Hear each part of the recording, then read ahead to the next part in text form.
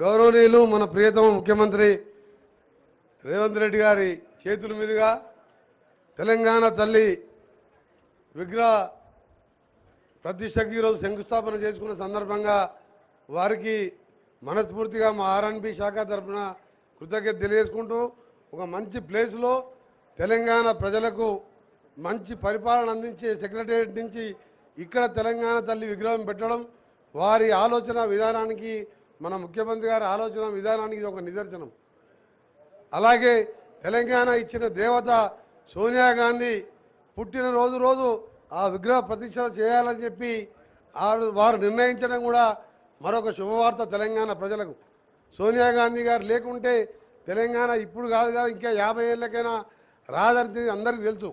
ఒక రాష్ట్రంలో పక్క రాష్ట్రంలో 20 స్థానాలు పార్లమెంట్ స్థానాలు ఉండి మొత్తం కోల్పోయి పార్టీని అయినా 6 దశాబ్దాలు